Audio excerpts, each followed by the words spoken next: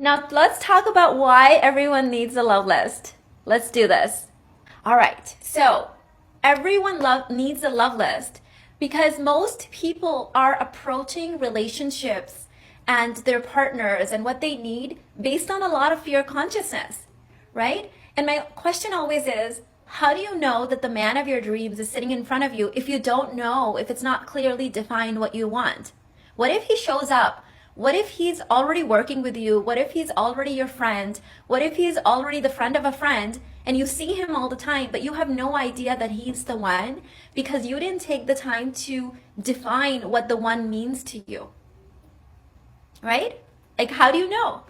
And the love list is a saving grace for marriages. I'll tell you why. Because when I manifested my dream man, and all of a sudden we're married and he's triggering all of my deepest wounds, right? Because that's what conscious relationships do. They bring up all your stuff so you can heal through them.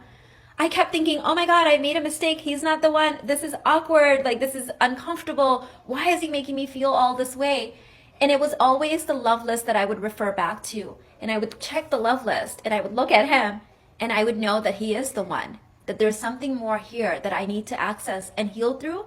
So if I didn't have that original love list, I would have probably ended up divorced because I wouldn't have realized that he was there as my partner in this journey to higher consciousness, in this journey to healing my past wounds, my past trauma, my inner child. And we were both co-creators in this. We both triggered each other so that our stuff could come up and we could heal through it.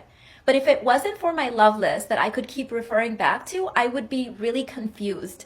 But every time I would look and see that he was a complete match, I knew that I had to stick it out, that I had to work through my stuff, no matter how tough it got. But if I didn't have that, I wouldn't have known, right?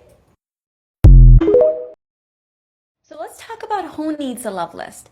Everyone needs a love list. I don't care if you've been married for 20 years.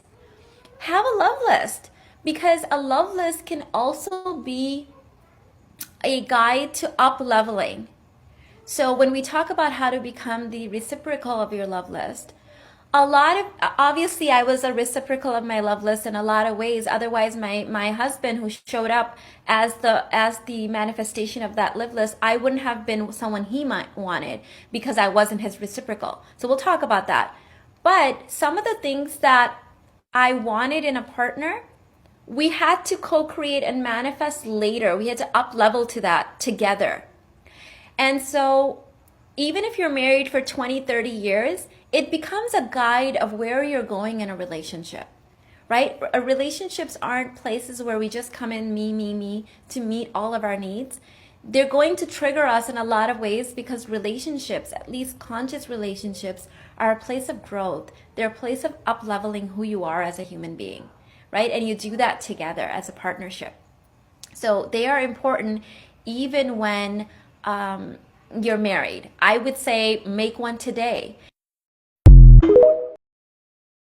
One of the biggest things that I've learned in my own journey, and I'm still on my journey, of course, but one of the biggest things is that without a why, without a clear why, you're going to lose motivation because there's no ultimate umbrella, there's no foundation of why you're doing it. And when the going gets tough, you're going to jump ship because the way that the human brain is wired, we go for the immediate result versus the long term. So if you don't have a clear why to guide your journey, you're always going to get sidetracked because the instant gratification of eating the cake or, whatever it is, will always win over the long term unless you have that huge foundation of why you want to do this.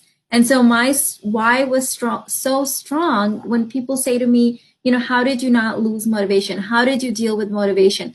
I didn't need motivation because I had such a strong why. I didn't need someone else to motivate me. I didn't need someone else to cheer me on. My why was cheering me on, right? That was my ultimate motivation. And it has to be important enough to you, so why someone else's why? Because my mom wants me to do it or society says I have to do it. It's not a strong enough motivation to keep you grounded in what you need to do when the going gets tough. And it will get tough at times. There's going to be ups and downs in life. There's going to be scheduled things. There's going to be, little children involved and partners, and like that's just life. Like that's the so what of life. So you need to make sure that your why is so strong and so clear that nothing is going to derail your progress because you know where you're headed. Number 2 is mindset. And that is do hard things broken down into small steps consistently. Okay, do hard things broken down into small steps consistently. Why hard things? Because the hard things are where it's at. Okay. So no one else wants to do this stuff. Anyone can slap on a little bit of makeup and put on a dress.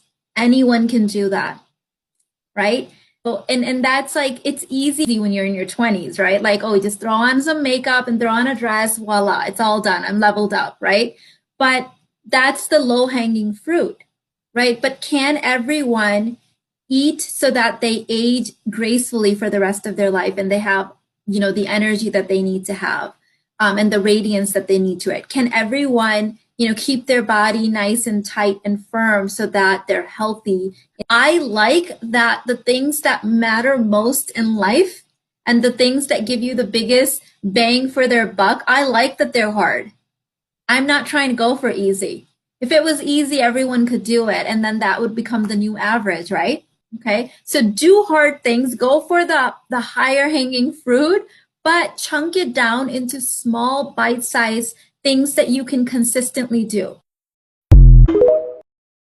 How over the years I have upgraded my energy, my look, how I've upgraded my age.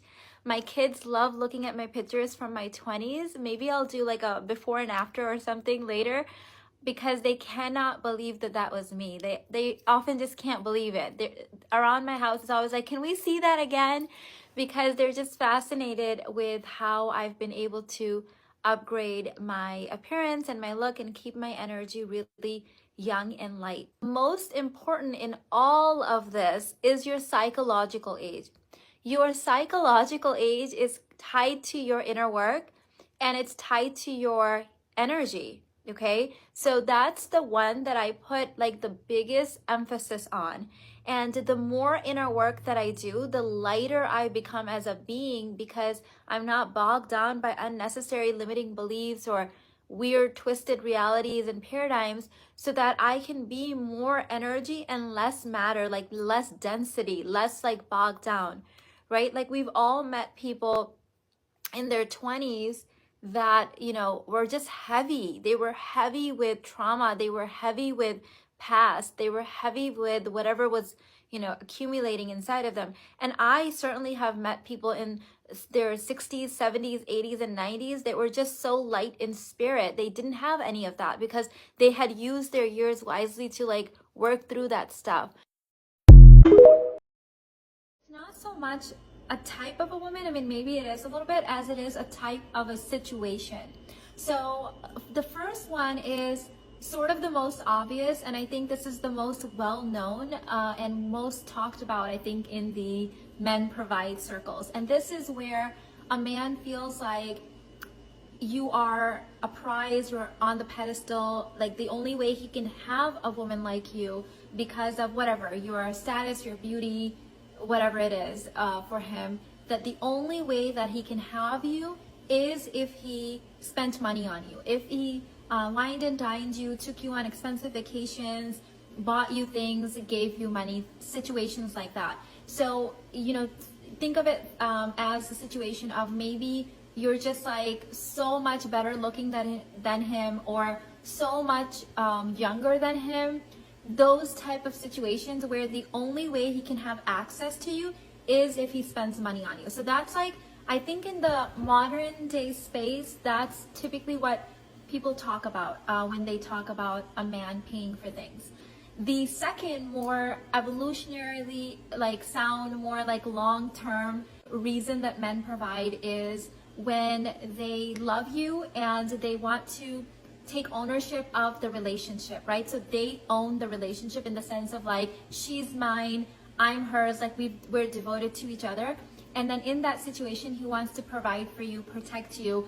You literally take a different residence in a different part of his brain, And so if you are his romantic partner, then you reside in the part of his brain that's reserved for family, and you also reside in the part of his brain that's reserved for like romance. And so when you have both of those things going for you, there's no question. You don't have to like threaten him. You don't have to like do anything or convince him. He just like, it's like an unspoken like, duh, like you're my woman, I'm going to provide for you. I've been trying to share this message with everyone that I'm coming in contact with because it is so uplifting and bone chilling at the same time. So many of you guys have heard my story. In my previous life, it feels like a whole nother life. I was in a different marriage, and it was just a very toxic relationship. And 2004, 2005 was basically the worst time of my entire 41-year-old life. I was just in a very down place. I was pregnant with my ex-husband's child. He was cheating on me. It was a very toxic relationship, and we had both made tons of mistakes, and it was just a very down time. I was diagnosed with depression. I was trying to work full time, go to school, deliver this baby, try to save this marriage, and it was just, nothing was working out for me. It was just a very down and depressing time. And the interesting thing is that I didn't know this at the time, but in a different state, hundreds of miles away, there was a man who is now my husband buying his first home for his future wife. And the thing is, that home he was having built by the builders, and he kept thinking, I'm buying this home for my future wife. And he kept imagining this woman coming into his life and this being their home that they were going to share together. And while I was in that extreme miserable state, I had no idea that that home was being prepared for me and built for me, right? Because I was so stuck in that misery, trying to save that really toxic relationship and make sense of everything. I wasn't aware to even know that this other house was available for me. The more bone chilling and interesting thing is that this palace, this huge mansion that we have now manifested, was also built in that same year. So while I was diagnosed with depression, gestational diabetes, at my heaviest weight ever, so depressed, down, anxious about that marriage, delivering a baby, trying to raise that baby as a single mom as my marriage was failing, there was not one, but 2 homes being built for me and prepared for me. God had other plans for me, right? I did not know this at the time, but God had this plan of me meeting my beautiful, divine union, my forever husband now. He had a plan of me having this beautiful family.